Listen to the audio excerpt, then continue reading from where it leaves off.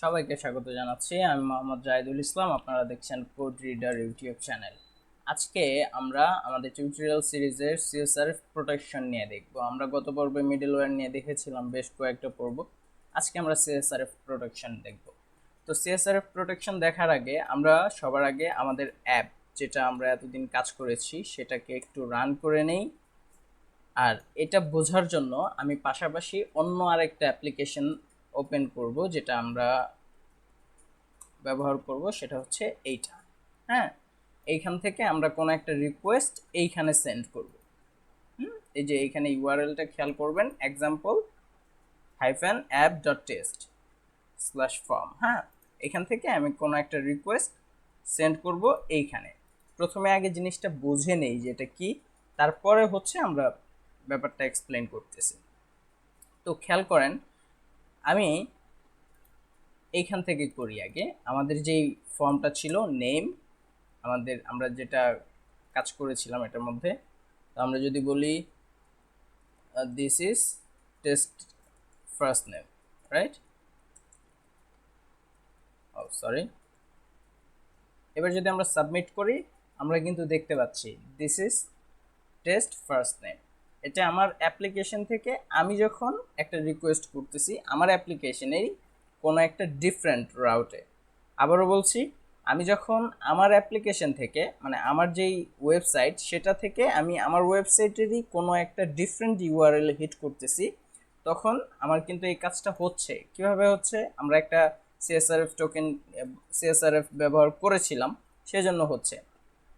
কিন্তু খেয়াল করেন, এটা আমার ওয়েবসাইটের জন্য আমি করতেছি, এই জন্য এটা ঠিক আছে, এটা আমি মানতে পারি। কিন্তু যদি ব্যাপারটা এমন হয়, এই যে এখানে খেয়াল করেন এক্সাম্পল app.test, এটা কিন্তু আমার অ্যাপ্লিকেশন না, আমি তাকে চিনি না। এবার আমি যদি এখানে যাই, এই যে আমাদের লারাভেল অ্যাপ, আর আমরা কার্নেলে গিয়ে এই সিএসআরএফ যে টোকেন, যেই মিডলওয়্যার, এটাকে আমরা একটু অফ করে দিলাম কিছুক্ষণের জন্য। আর আমরা এখান থেকে বললাম first name come from different site, কিছু একটা বললাম। হ্যাঁ, তো এখানে যখন আমি সেন্ড করলাম রিকোয়েস্টটা, এবার খেয়াল করেন আমার রিকোয়েস্ট কিন্তু সেন্ড হয়ে গিয়েছে। আমি ছিলাম এক্সাম্পলে, আমাকে laravel.test এ নিয়ে আসছে, আমি কিন্তু এই ডোমেইনে এসে আমার রিকোয়েস্টটা হিট করেছে। শুধু হিটই করে নাই, আমাকে সেই ডেটাগুলো দিয়ে দিয়েছে।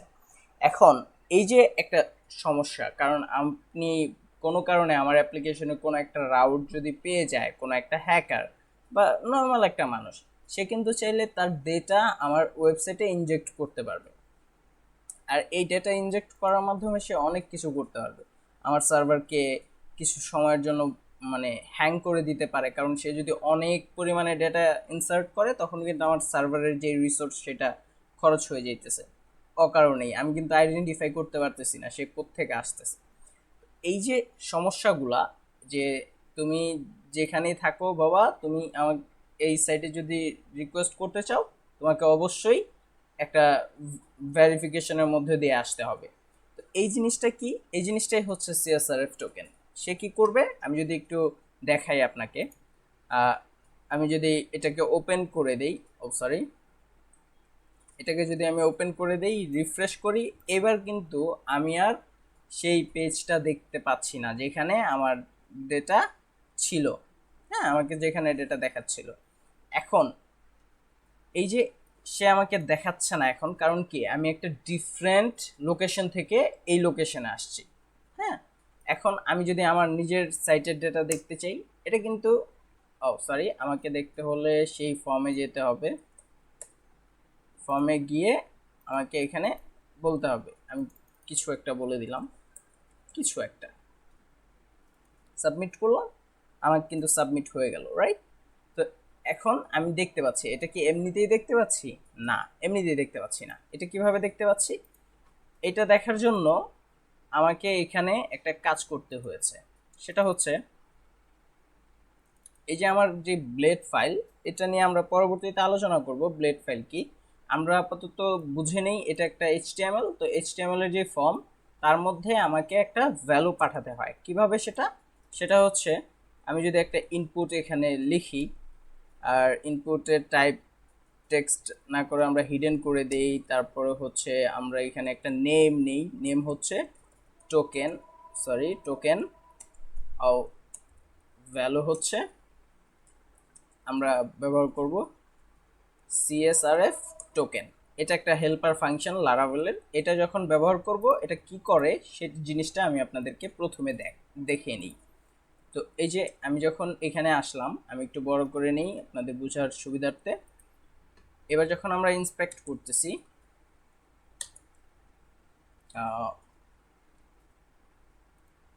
আমি এরকম করে নিই। এখন খেয়াল করেন এই যে হিডেন টোকেন, তারপরে এখানে একটা ইউনিক একটা স্ট্রিং জেনারেট হয়েছে। হ্যাঁ, যে জিনিসটা কি করবে, আমি যখন এই ডেটাটা সেন্ড করব তখন তাকে ভেরিফাই করবে। এই দুইটা ভেরিফাই করে। এই ভেরিফাইটা কিভাবে হয়, আপনার কোনো একটা রিকোয়েস্ট যখন আপনি কোনো একটা মানে এই ইউআরএল এ করতেছেন বা এই ওয়েবসাইটে করতেছেন, তখন হচ্ছে এই রিকোয়েস্ট সেন্ড হওয়া মাত্রই সার্ভার একটা সেশন জেনারেট করে। হ্যাঁ, সার্ভার এই সেশনটা জেনারেট করার পরে আপনাকে একটা ব্যবহার করতে দেয় আর তার কাছে একটা রাখে। যখন আপনি আবার ফ্রন্ট এন্ড থেকে আরেকটা রিকোয়েস্ট করবেন সেই টোকেনটাকে ধরে, তখন সার্ভার চেক করে যে এই সেশনটা এক্সিস্ট করে কিনা। এটা কিরকম, আমি যদি ব্যাপারটা বোঝাতে চাই তাহলে আমরা হচ্ছে এখানে যদি আসি, আমাদের রিকোয়েস্ট সেন্ড হচ্ছে এখানে, আমরা এই রাউটটাতে একটু যাই। এই যে রিকোয়েস্ট, রাইট, এই রিকোয়েস্টের মধ্যে আমরা একটা জিনিস পাবো, সেটা হচ্ছে রিকোয়েস্ট সেশন সেশন আমরা যদি বলি টোকেন, আমরা এটা পেয়ে যাওয়া উচিত। এবার আমরা হচ্ছে আমাদের ডিডি ছিল, আমরা এখানে ডাম্প করে নেই। আর আচ্ছা, তো আমরা এখানে ডাম্প করে নিলাম। এবার আমরা যদি রিফ্রেশ করি, এবার খেয়াল করেন আমরা কিন্তু একটা স্ট্রিং দেখতে পাচ্ছিলাম যেটা সেইখানে দেখাচ্ছিল। এবার আমরা আমাদের এই ইউআরএলটা এখানেও ওপেন করি, এখানে আমরা সেই ফর্মের ইউআরএলটা দিয়ে দিই। এবার যখন আমরা এখানে ইন্সপেক্ট করব, আমরা এখানে যদি যাই, এবার খেয়াল করেন এই যে স্ট্রিংটা এটার সাথে কিন্তু এটা ম্যাচ করবে না। হ্যাঁ, এটার সাথে এটা ম্যাচ করবে না, এটা প্রত্যেকটা রিকোয়েস্টে চেঞ্জ হয়ে যাবে আপনার এই সেশনটা। তো এইখানে আমরা এই যে রিকোয়েস্টটা তো পেলাম, এখন তো এই রিকোয়েস্টটাকে আমাকে ভেরিফাই করতে হবে যে এই যে সেশনে একটা ডেটা আসলো তার সাথে তো আমার যেই ডেটা যেটা আসতেছে তার তো একটা মিল থাকতে হবে, তাই না? তো এই মিল থাকার জন্য কিভাবে এটা লারাভেল বিহাইন্ড দ্য সিন করে, আমরা হচ্ছে এখন আমরা বোঝার জন্য ব্যাপারটা একবার নিজেরা প্র্যাকটিস করে নিই। কি নাম দিয়েছিলাম, টোকেন, রাইট? আচ্ছা, এটা তো যেহেতু থাকবে, আমরা হচ্ছে অল করে নেই, তাহলে আমরা অ্যারে পাবো। তো অ্যারের মধ্যে আমরা টোকেন লিখতে পাবো, রাইট? তো এবার যদি আমরা রিফ্রেশ করি, এই যে ট্রু, আমরা কিন্তু ট্রু পাচ্ছি, কারণ আমি যেটা ইনপুট করছি আমার রিকোয়েস্টের সাথে যেই ভ্যালুটা আসতেছে আর আমার সেশনে যেটা আছে দুইটা সেম, তার মানে এই রিকোয়েস্টটা ভ্যালিড রিকোয়েস্ট। হ্যাঁ, এই রিকোয়েস্ট যখন ভ্যালিড হবে তখনই একমাত্র আমাকে এইখান থেকে অ্যাক্সেস করতে দিবে, এই রিকোয়েস্টের এইখানে আসবে। আমরা মিডলওয়্যারে বলেছিলাম যে আমাদের মিডলওয়্যার কি করে, কোনো একটা রিকোয়েস্ট আমাদের যে মেইন কোড সেই কোডের মধ্যে যাওয়ার আগে, মানে কোনো কিছু এক্সিকিউট করার আগে সে একটা চেক করে আমার রিকোয়েস্টটাকে যদি ভ্যালিড হয় আসতে দেয়, অথবা মানে গেট থেকেই বের করে দেয়, এরকম আর কি। তো আমরা হচ্ছে এখানে ডিডি করে নিই, ডিডি করে এখানে রিকোয়েস্ট, তারপর আমাদের কি ছিল, অ্যাপ নেম, রাইট? তো আমরা এখানে অ্যাপ নেম বলে দিই। এবার যদি আমরা রিফ্রেশ করি, হ্যাঁ আমরা দেখতে পাচ্ছি, কারণ কি আমরা যে ভ্যালিড আর যেই ইটা দিয়েছিলাম, ইনপুট দিয়েছিলাম টোকেন, সেটা ভ্যালিড, যার জন্য আমরা অ্যাপ নেমটা পাচ্ছি। এবার আমি সেম কাজটাই একটু চেঞ্জ করে দিই। হ্যাঁ, তাহলে আপনারা ব্যাপারটা বুঝতে পারবেন। আমার ভিডিওটা এত লম্বা করার কোনো প্রয়োজন নেই, তবুও বোঝার জন্য আমি আপনাদেরকে এই ব্যাপারগুলো বুঝিয়ে দিচ্ছি। এই যে সবার শেষে 1 আর 2 আমি অ্যাড করে দিলাম। হ্যাঁ, তো এবার যদি আমি সাবমিট করি, এবার খেয়াল করেন 419 পেজ এক্সপায়ার্ড। এবার কিন্তু আমাকে সে আর ওই পর্যন্ত যেতে দিচ্ছে না। এটাই হচ্ছে CSRF টোকেন, এই কারণে আমরা CSRF টোকেন ব্যবহার করে থাকি। এবার আমাদের যদি এমন প্রয়োজন হয়, আমরা অনেক সময় পেমেন্ট গেটওয়ে নিয়ে কাজ করব, তো পেমেন্ট গেটওয়ে নিয়ে যখন কাজ করব তখন আমাদের প্রয়োজন হবে যে আমাদের কোনো একটা স্পেসিফিক পেজ যেটার মধ্যে হিট হবে কিন্তু CSRF টোকেন ভেরিফাই করবে না। কেন, আমি এই ব্যাপারটা একটু বুঝিয়ে বলি। যেমন ফর এক্সাম্পল আমি যদি স্ট্রাইপ ইউজ করি, তো আমি স্ট্রাইপে একটা পেমেন্ট করলাম, পেমেন্ট করার পর সে পেমেন্টটাকে ভেরিফাই করে তার সার্ভার থেকে আমাকে একটা রিকোয়েস্ট করবে।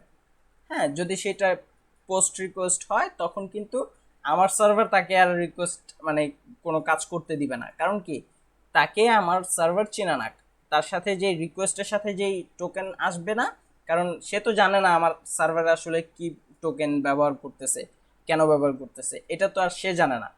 যার জন্য সে যখন রিকোয়েস্টটা করবে তখন তার রিকোয়েস্টটা ভ্যালিড হবে না, এরকম 419 আসবে। এই যে সমস্যা, সেই সমস্যাটা এড়ানোর জন্য আমরা যেটা করতে পারি, আমাদের যেই রাউটটাতে হিট হবে, আমি আবার বলছি, আমাদের যেই রাউটটাতে হিট হবে, আমাদের প্রয়োজন যেই রাউটটাতে যে এই রাউটটার মধ্যে CSRF টোকেন ভেরিফাই করার প্রয়োজন নেই, আমরা সেই রাউটটাকে যদি এভাবে কপি করে নেই, কপি করার পর আমরা হচ্ছে আমাদের অ্যাপ্লিকেশনের এই যে মিডলওয়্যারটা, হ্যাঁ, তার মধ্যে আমরা দিয়ে দিব এই যে অ্যাকসেপ্ট, হ্যাঁ, প্রপার্টির মধ্যে আমরা এটা দিয়ে দিব।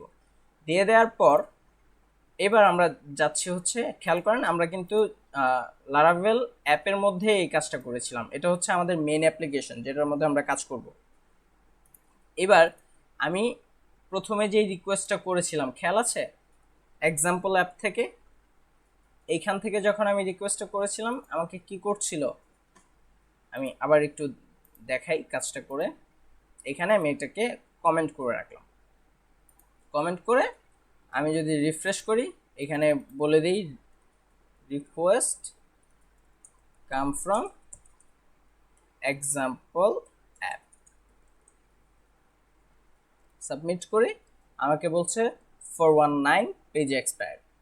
এবার আমরা ধরে নেই আমাদের এক্সাম্পল যে পেজটা সেটা ওই বিকাশ বা নগদের মতো কিছু একটা, মানে পেমেন্ট গেটওয়ে বা ওইরকম কিছু যেটার মধ্যে আমার আসলে CSRF টোকেন ভেরিফাই করার প্রয়োজন নেই। তো তখন আমরা কি করতে পারি, তখন আমরা এইরকম যেই রাউটটাতে প্রয়োজন নেই সেই রাউটটা এখানে দিয়ে দিতে পারি। দিয়ে আমরা যদি রিফ্রেশ করি তখন কিন্তু আমরা দেখতে পাচ্ছি request come from example app. হ্যাঁ, তো এভাবে আমরা প্রয়োজনে আমাদের কোনো একটা রিকোয়েস্ট আমরা চাইলে অ্যাকসেপ্ট করে যেতে পারি। তো এই হচ্ছে আমাদের আজকের CSRF টোকেন নিয়ে ভিডিও। তো সবাই ভালো থাকবেন, সুস্থ থাকবেন, এবং আপনাদের যদি কোনো প্রশ্ন থাকে, কোনো কিছু জানার থাকে আরও যেটা আমি মিস করে গিয়েছি মনে হয়, সেটা আমাকে অবশ্যই কমেন্টের মাধ্যমে জানাতে পারেন, আমি চেষ্টা করব আপনাদেরকে সেই জিনিসটা করে দেওয়ার জন্য।